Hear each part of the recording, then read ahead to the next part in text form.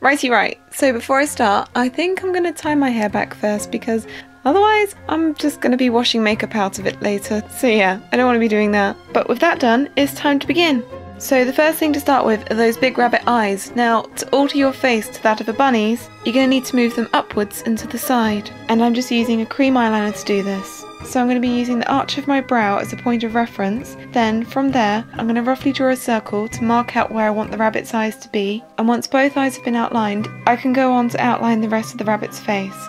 So using my Cupid's bow as a guideline, I'm going to map out the rabbit's nose and mouth area, the upper and lower parts of the orbital bone, which are typically very pronounced, then taking those lines down roughly to shape the nose and jaw area.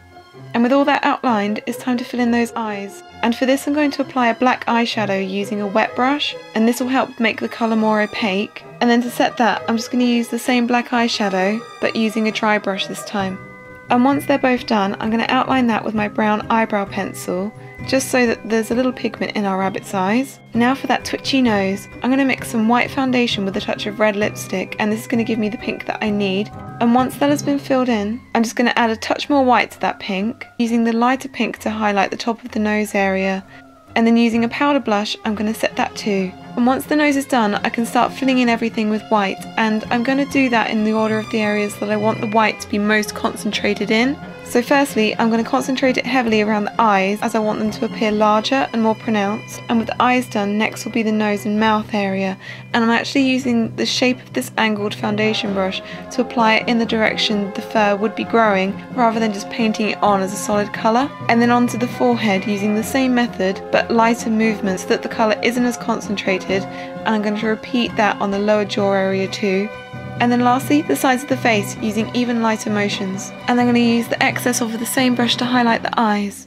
Now to create those shadows, and I have already gone over the areas that I initially lined out with black eyeshadow, and now I'm just going to add a bit more eyeshadow to the areas where I want to create deeper shadows. So this is going to be the higher and lower areas of the eye, the sides of the jaw and the under area of the upper jaw. And then once I've blended all that in, it's time to create the illusion of fur. So to do this, I'm going to be using a liner brush, and I'm just going to keep drawing lots of little lines in the direction that the fur again would be growing. Now, although this look is actually pretty straightforward, this part can take a bit of time, but once you get into the swing of it, it shouldn't take too long. And then again, using the excess off of this smaller brush, I'm going to add a smaller highlight to the areas of the eyes which have already been highlighted. And then I'm going to use a liquid eyeliner to draw small dots around the areas of the nose where the whiskers would be. And the last thing to do is set all that with a translucent powder. And with that, we're done! I really hope you enjoyed and liked this tutorial, and be sure to let me know if you have a go yourself. Bye!